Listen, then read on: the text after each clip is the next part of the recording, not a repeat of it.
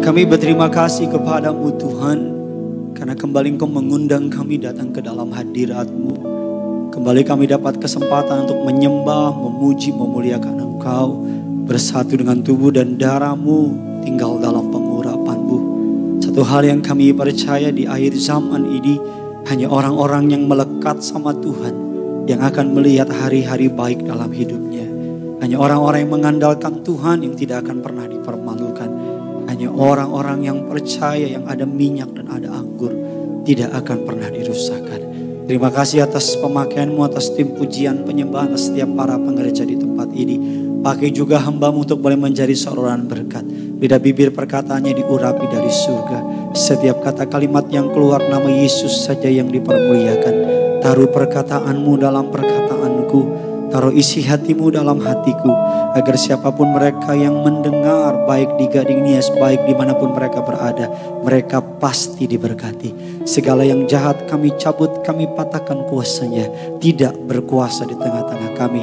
Kuasa darah Yesus tutup bungkus kami dengan sempurna.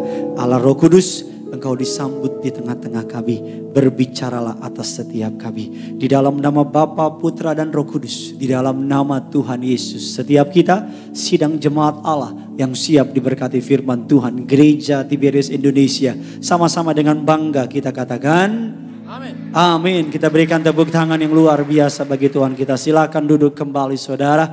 Terima kasih kepada Tuhan Yesus Kristus atas kepercayaannya. Saya boleh melayani pada siang sore hari ini. Terima kasih kepada Gembala Sidang Gereja Tiberias Indonesia, Bapak dan Ibu Pendeta Dr. Yesaya Pariaji, Ibu Pendeta Darniati Pariaji untuk kepercayaan yang melayani di Gereja Tiberias. Terima kasih kepada sidang jemaat Allah yang memenuhi lantai 4, lantai 3, lantai 2 dan juga di lantai 1. Terimalah salam dari mimbar ini. Shalom Tiberias. Masih bisa lebih semangat lagi. Shalom Tiberias. Apa kabar semuanya saudara? Tuhan Yesus itu baik. Amin. Saya boleh melihat tangan-tangan yang bangga punya Tuhan Yesus. Bisa lambaikan tangan saudara. Kita kasih tepuk tangan dulu, kemuliaan bagi Tuhan kita. Sebelum kita masuk dalam kebenaran firman Tuhan. Seperti biasa saudara yang bawa Alkitab. Apapun Alkitab saudara, versi cetak, versi elektronik. Sama-sama angkat Alkitab model tinggi di atas kepala. Ayo saudara, mari sama-sama angkat Alkitab tinggi di atas kepala. Dengan iman percaya, sama-sama ikuti doa saya. Dalam nama Tuhan Yesus Kristus, aku percaya Alkitabku ini adalah firman Allah yang hidup. Aku adalah sama seperti yang difirmankannya. Aku adalah sama seperti yang dijanjikannya. Aku yang terima firman Tuhan, hidupku tidak akan sama lagi. Semua yang percaya kita katakan amin. Keluarkan pulpen saudara, keluarkan catatan saudara. Kita akan belajar sebuah tema yang saya percaya atas anugerah dan pertolongan Roh Kudus pasti akan memberkati saudara. Katakan amin. Tema khotbah pada siang hari ini adalah rejoice no matter what happens. Saudara, bersukacitalah apapun yang terjadi. Bilang kiri kanan saudara, apapun yang terjadi. Bilang sama yang baru ngomong, kita harus bersukacita. Saudara, bersukacita adalah sebuah pilihan, bukan sebuah keadaan. Saya ulang sekali lagi, sukacita adalah sebuah pilihan, bukan sebuah keadaan. Kalau sukacita adalah sebuah keadaan, mengapa ada banyak orang-orang yang berlimpah secara harta, tetapi memutuskan untuk bunuh diri? Kalau sukacita adalah sebuah keadaan, mengapa ada banyak orang yang secara jabatan, secara terkenal, secara fame, secara follower dan sebagainya dikenal sebagai orang hebat, orang luar biasa, orang berpengaruh, tapi memutuskan menghabiskan hidupnya. Sukacita bukan sebuah keadaan, tapi sukacita adalah sebuah keputusan. Sukacita adalah sebuah pilihan. Orang boleh buat apa sama saudara, orang boleh ngomong apa sama saudara, tetapi the choice is in your hand. Pilihan kita yang menentukan. Kita yang menentukan mau ke bawah suasana, mau ke bawah keadaan, mau ke bawah sama omongan orang, atau mau memastikan bahwa di dalam Kristus Yesus Tuhan ada sukacita yang tak habis-habisnya. Amin saudara. Makanya Rasul Paulus, saya selalu bilang, saya buktikan sama saudara, sukacita adalah sebuah pilihan. Sukacita adalah sebuah keputusan. Rasul Paulus adalah salah satu rasul yang paling banyak mengalami feedback dalam hidupnya. Paling banyak mengalami tantangan dalam hidupnya. Paling banyak mengalami salah satu yang paling banyak mengalami beban dalam hidupnya. Dia 4 tahun kehidupan terakhirnya berada dalam penjara. Ketika dia melayani di pulau-pulau, kapalnya terdampar, hampir mati, digigit oleh ular berbisa, dianiaya, dirajam, bahkan berkali-kali dia dijatuhkan hukuman mati, bahkan matinya dalam keadaan dipancung. Kalau saudara pernah pergi ke sebuah kota di Italia namanya Roma, saudara akan bertemu di sana penjara, tempat di mana Paulus dipenjara.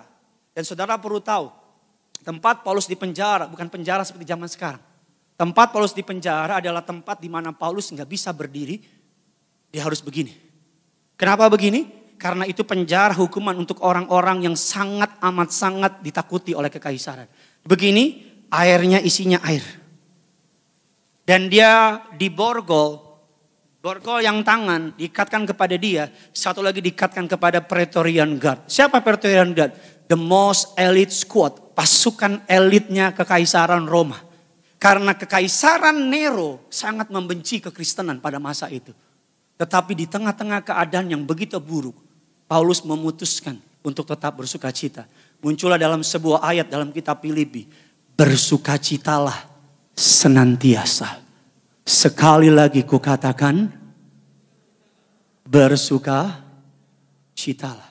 Kalau kita belum tahu latar belakang dari ayat ini, kita akan pikir Paulus nulis itu ketika dia lagi tidur-tiduran di kamarnya. Sambil pandangan laut.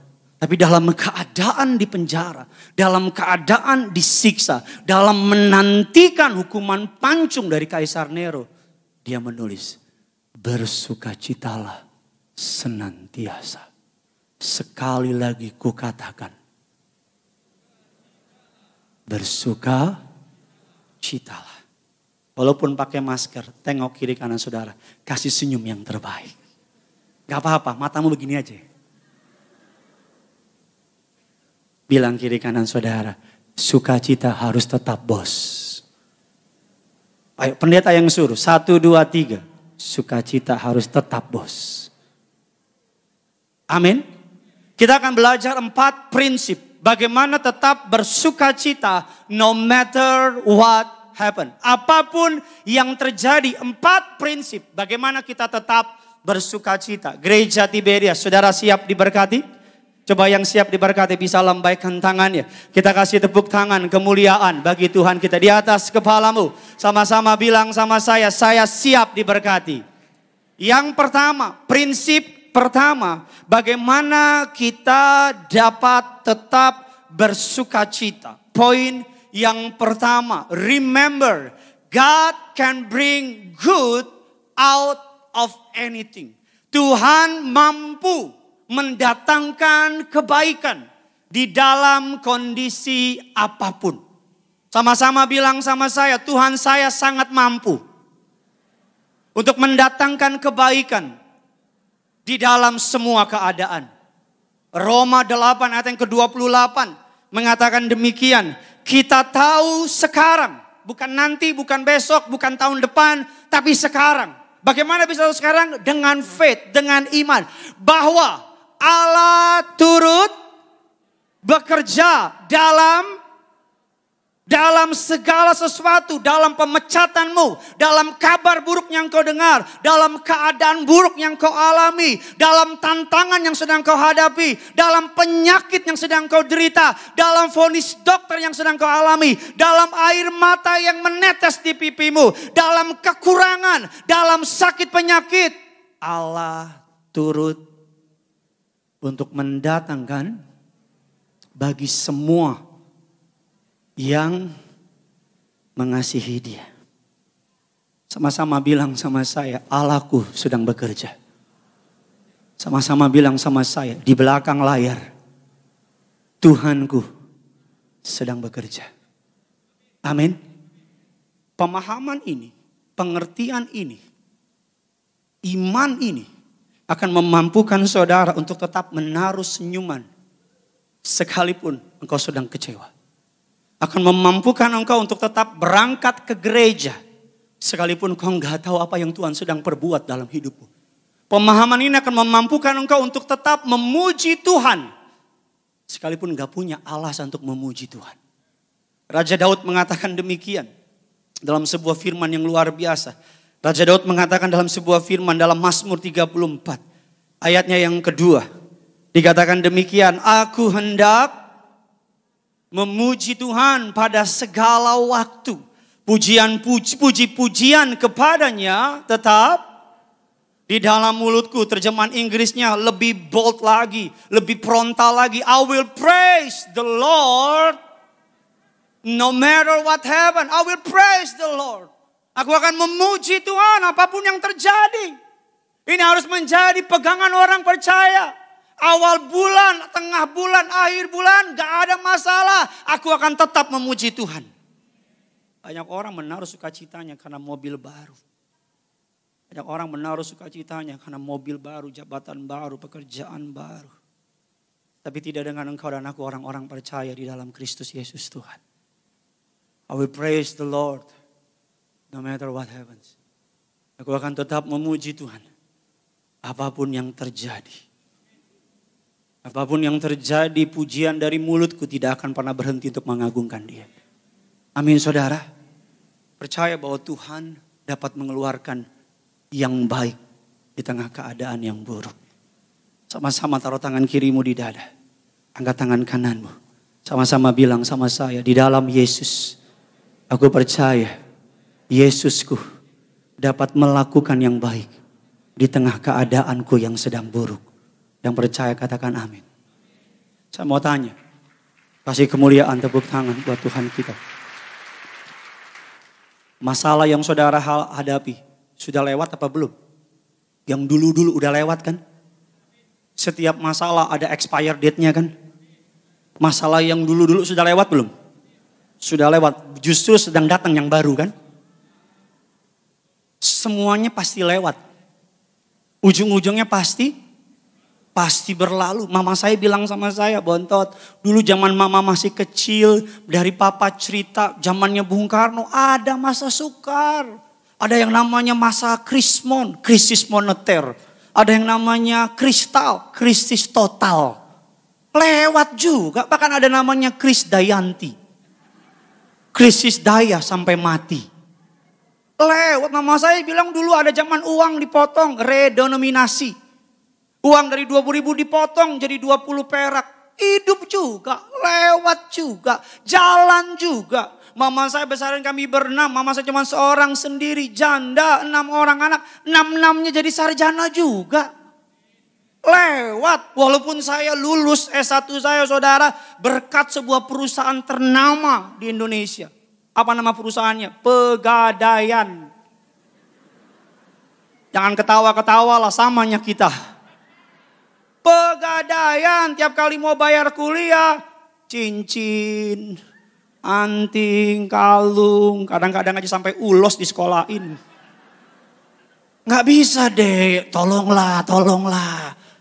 BPKB, bukan punya siapa, punya tetangga, kita taruh dulu aja lah. Iya, udahlah jangan ketawa-ketawa lah, ngerti kan kau? Tiap kali udah mau habis tuh, saudara, mama saya kasih kertas. Masih ingat kok kertas itu? Shalom. Kertas itu datang ke Pegadaian. Mau tebus? Enggak, bayar bunga. Udah lah, gak usah lebay. Hidup memang berat. Hidup memang susah. Tapi maju terus. Amin. Apa saudara? Maju terus. Pasti. Kalau engkau tidak menjadi lelah, tidak berputus asa, terus mengandalkan Tuhan, endingnya ada mukjizat buat saudara. Amin. Saya ketika ngambil S3 awal-awal berat. Sekarang gimana? Lebih berat. Tapi saya percaya pasti lewat. Bilang kiri kanan saudara, pasti lewat. Amin. Kalau ada orang jahat sama kita pasti lewat. Cuman dua kemungkinannya. Dia yang lewat apa kita yang lewat. Udah itu aja. Pasti lewat. Tidak untuk selamanya orang benar itu dibiarkan tergeletak. Tidak untuk selamanya dibiarkan orang benar itu goyah. Yang kedua, prinsip bagaimana tetap bersuka cita. Yang pertama, taruh dalam hatimu bahwa apapun yang terjadi Allah dapat mengubahnya menjadi kebaikan dalam hidup saya. Amin saudara, dia ahlinya mengubah air mata ganti sorak-sorai. Dia ahlinya mengubah kekurangan ganti kelimpahan.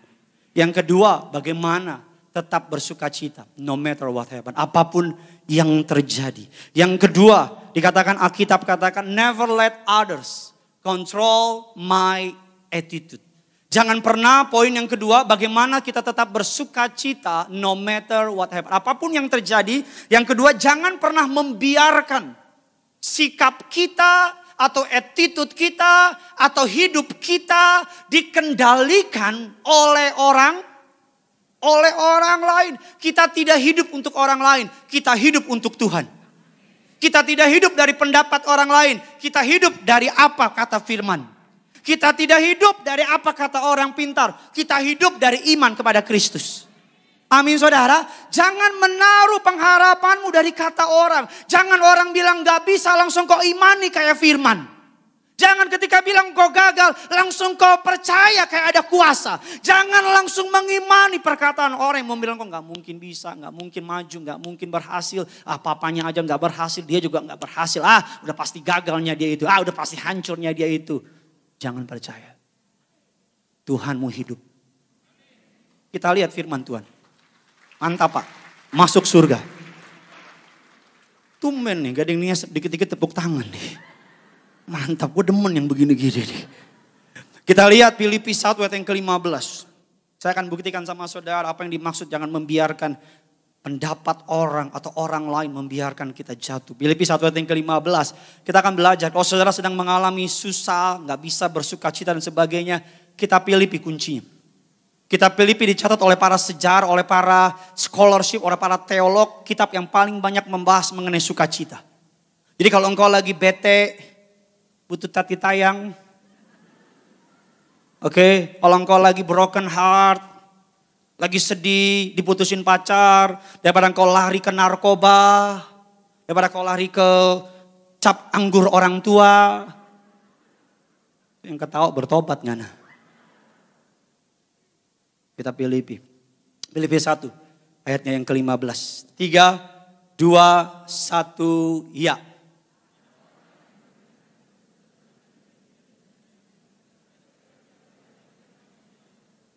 Ayat yang ke-16. Sebab mereka tahu bahwa aku ada di sini.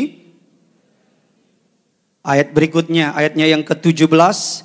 Tetapi yang lain karena kepentingan sendiri. Dengan maksud yang tidak ikhlas. Berikutnya 17b, sangkanya dengan demikian mereka dalam, sedikit latar belakang dari ayat ini, Paulus sedang dipenjara.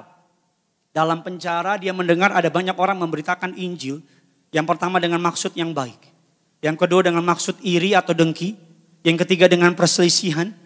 Dan yang terakhir dengan maksud untuk memperberat hukumannya di penjara. Paulus melihat di sekitarnya ada tantangan, ada orang-orang yang menyerang, menjatuhkan dia. Kita belajar apa responnya Paulus. Kita lihat ayatnya 1 Filipi 1. Ayatnya yang ke-18. 3, 2, 1, ya. Tetapi baik dengan maksud tentang hal itu aku akan tetap, sekali lagi tentang hal itu dan aku akan tetap, sekali lagi gading nias, tentang hal itu aku dan akan tetap, sama-sama bilang sama saya, aku bersuka cita dan akan tetap bersuka cita. Sekali lagi, aku bersuka cita dan akan tetap. Paulus nggak biarin orang di sekitar dia, orang-orang di luar dia mencuri damai sejahtera. Ada begitu banyak orang yang sejahteranya hilang. Karena mendengar perkataan orang. Ada begitu banyak orang yang kepercayaan dirinya hilang. Drop. Karena mendengarkan. Budaya apalagi membanding-bandingkan kita dengan orang lain. Budaya membanding-bandingkan diri kita dengan orang lain adalah sebuah virus yang lebih mematikan dari virus corona. Ya, budaya membanding-bandingkan kita dengan orang lain adalah sebuah virus yang paling berbahaya. Yang paling berbahaya daripada virus corona. Pencuri sukacita terhebat adalah membanding-bandingkan. Sebagai contoh, engkau dibeli tas sama suamimu, Zara. Bagus gak tas Zara? Bagus. Kau bawa tas Zara ke arisan. Arisan kau udah pede, tas Zara, sah. Lagi duduk, arisan tiba-tiba temanmu datang, bawa tas LV. Tahu LV kan? Louis Vuitton? Atau tas kremes. Dia bawa LV selempang. Hei Jeng, apa kabar?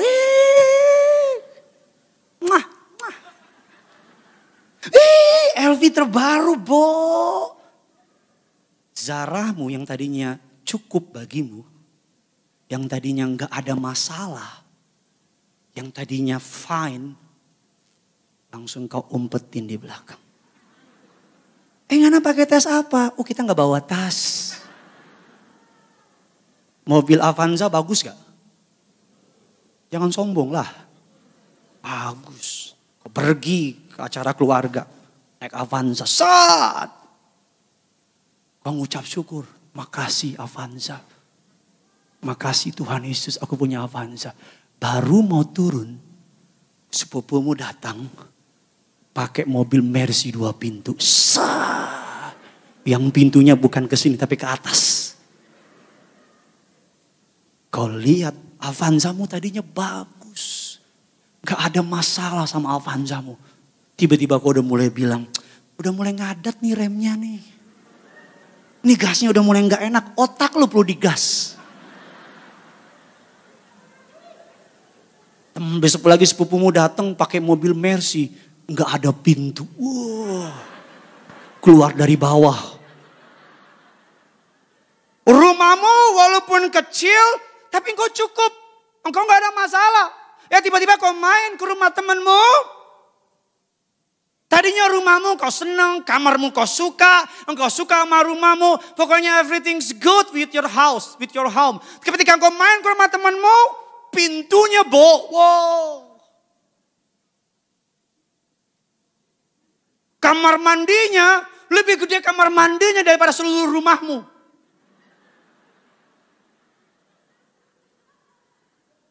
Halo, shalom.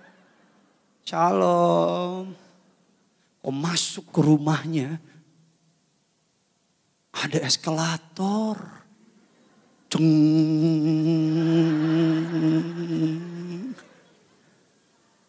Dan kau mulai pulang ke rumah. Rumahnya 1 jam, engkau teriak aja. Bro. Saking gedenya gemang. Wow. Kita di rumah ngomong baru teriak. Jangan teriak-teriak kecil begini kita teriak.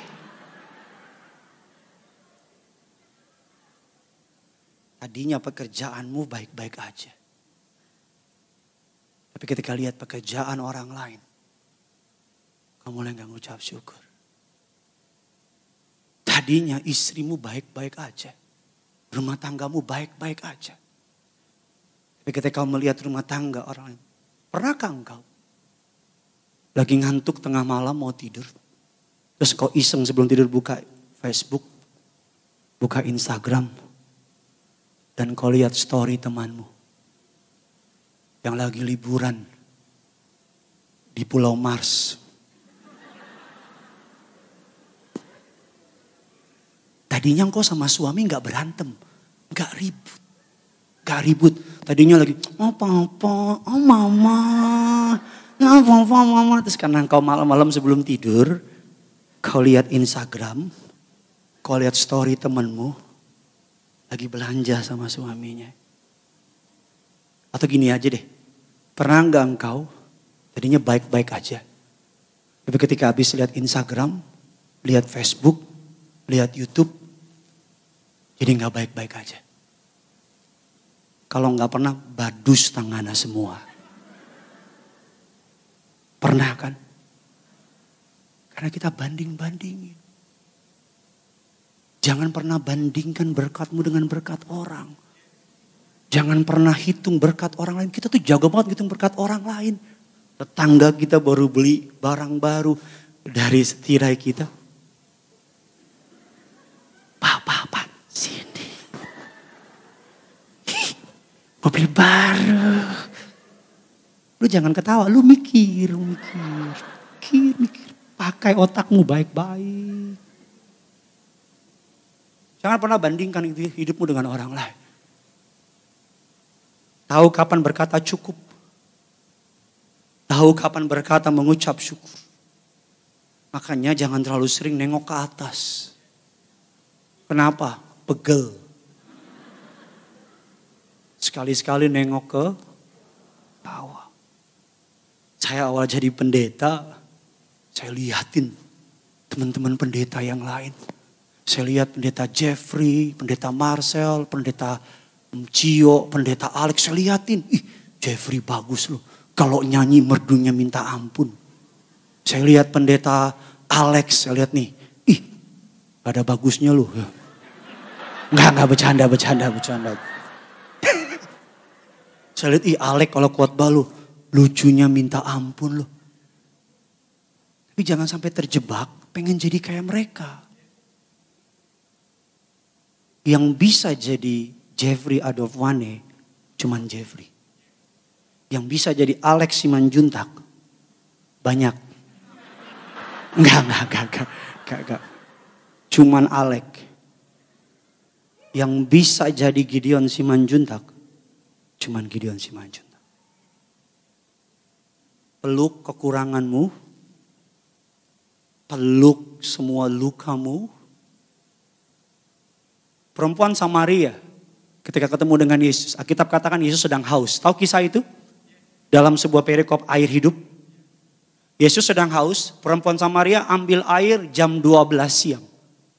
Gak ada dalam sejarah Alkitab. Tidak ada di seluruh dunia manapun. Apalagi di padang gurun. Ambil air jam 12 siang. Gak ada.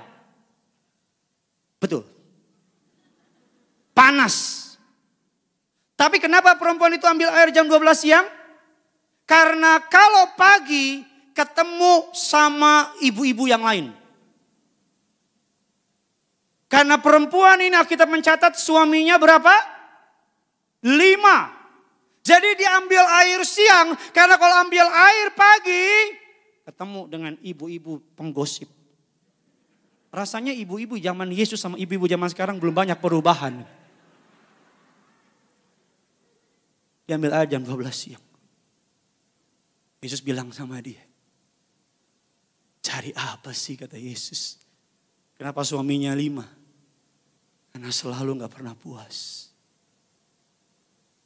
Selalu pengen yang lain. Yang ketiga, kita cepat saja saudara. 4 prinsip tetap bersuka cita. No matter what happen, apapun yang terjadi. Yang ketiga, prinsip ini, saudara, catat baik-baik. Trust God. Always put your burden to God. Percaya kepada Tuhan dan serahkan bebanmu kepada siapa? Kepada Tuhan. Sama-sama kita lihat Filipi 1 ayat yang ke-19a. Sama-sama kita baca. 3, 2, 1, ya, karena dan pertolongan oleh Roh Yesus Kristus. Kita lompat lagi Ibrani 10 ayatnya yang ke-35.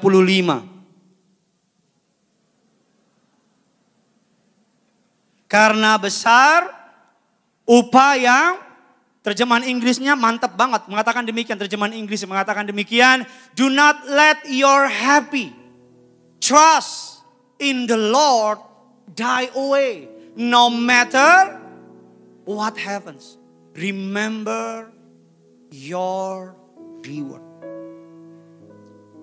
Beban hidup tuh semua orang punya ya. Ada yang gak punya beban, angkat tangan biar kita bagi beban kita sama dia. Pendeta punya beban gak? Punya. Pendeta enggak hari Minggu langit terbuka pendeta naik ke atas. Haleluya. Turun enggak?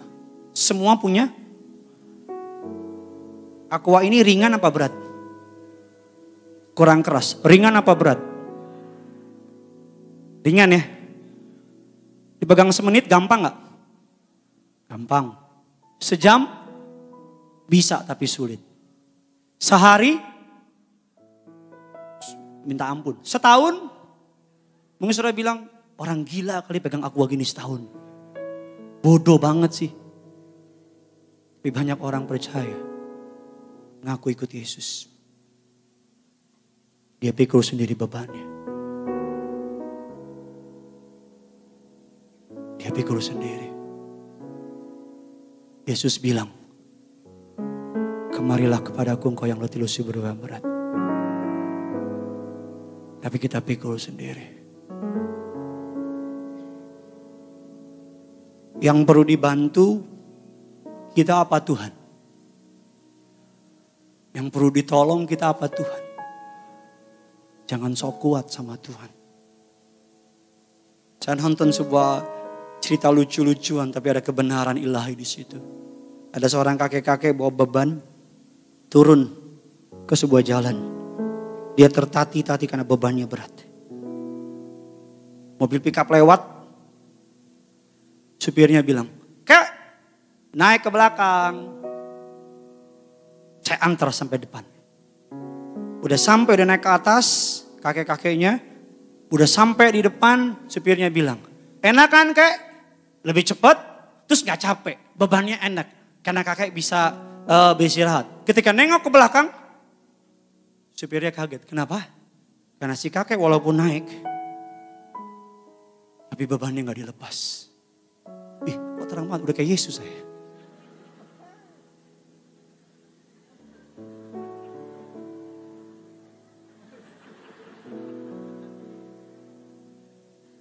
Jadi silau. Si kakek walaupun naik, bebannya gak dilepas. Kalau engkau ikut Yesus, biarkan dia berperang bagimu. Biarkan dia beracara bagimu. Taruh bebanmu. Taruh ketakutanmu. Taruh kekhawatiranmu.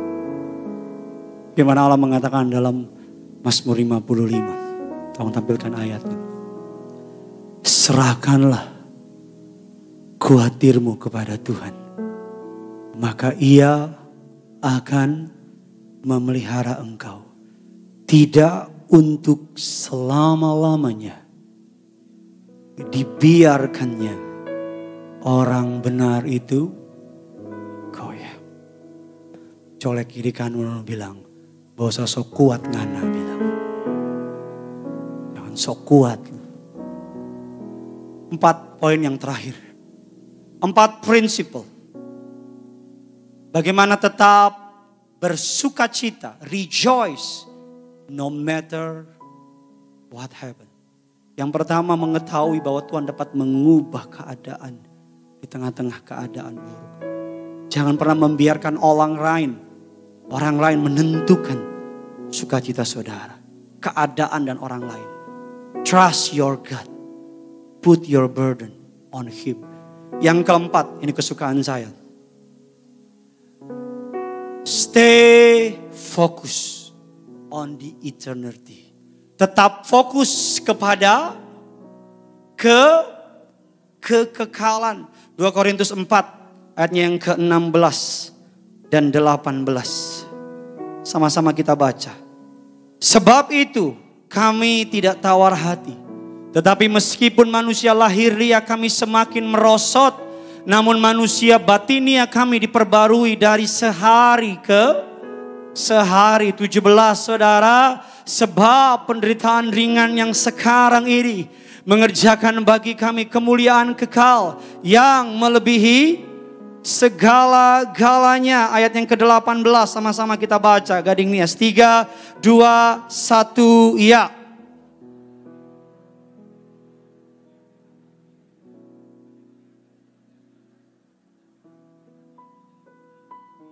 Kami tidak memperhatikan yang kelihatan, karena yang kelihatan sementara. Sedangkan yang tak kelihatan adalah kekal. Satu ayat terakhir.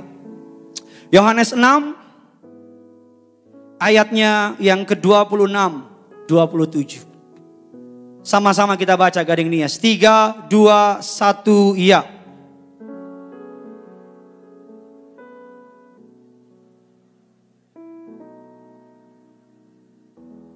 Melainkan kamu telah makan roti itu dan kamu kenyang. Ayat berikutnya saudara, bekerjalah melainkan untuk makanan yang bertahan sampai kepada hidup kekal yang akan diberikan anak manusia kepadamu. Sebab dialah yang disahkan oleh Bapa Allah dengan makanan apa yang mengantar saudara sampai kepada hidup kekal? Tubuh dan darah Yesus. Seluruh kehidupanmu dan kehidupanku. Jabatanmu, pernikahanmu, talentamu, hartamu, pengaruhmu. Arahkan kepada kekekalan. Saya ulang sekali lagi, seluruh kehidupanmu, apapun yang kau punya, influence, pengaruh, jabatan, keterkenalan, harta, posisi, pernikahan, intelijensi, pendidikan, semua yang kau punya, arahkan bukan kepada perkara-perkara dunia, tapi arahkan kepada kekekalan. Kepada kekekalan. Karena suatu hari nanti bumi sementara, neraka dan surga selamanya. Semua ini sementara. Jas, pakaian, baju, semua. Mukamu, penampilanmu akan fade away, padam. Arahkan hidupmu kepada kekekalan. Kadang-kadang saya sama istri suka ngobrol. Kita suka bilang begini. Aduh, kapan ya Tuhan datang? Aduh, cepat-cepat deh Tuhan datang. Bukan karena kita capek sama hidup. Tapi karena kita gak sabar. Sekarang nyembah di gereja enak ya. Urapannya kenceng ya. Bayangin nanti nyembah Tuhan. Muka dengan muka. Bayangkan nanti engkau ketemu dia. Alkitab katakan sekarang masih samar-samar. Tapi nanti bertemu muka dengan penciptamu. Saudara bayangin nanti suatu hari kelak atas anugerah dan kebaikannya. Raja di atas segala raja datang kedua kalinya. Dengan segala kemegahannya. Dan dia memanggil setiap engkau dan berkata, masuklah hambaku yang setia. Telah tersedia bagimu mahkota kemuliaan. Ikutlah dengan aku dalam perjamuan kawin anak domba Allah. Anak muda, kita sama-sama masih muda. Arahkan masa mudamu kepada kekekalan. Pak, masih panjang usia saya, belum tentu mati. Kematian tidak mengenal putih rambut. Kematian tidak mengenal tuanya usia. Anytime. Makanya Pak Paryaji ngajar. Bumi sementara. Surga atau neraka selama-lamanya. Cari Tuhan. Hidup dalam pertobatan. senantiasa ngandalin Tuhan. Orang mau ngaco, orang mau gila, orang mau main gila, orang mau lakukan segala cara, jangan engkau.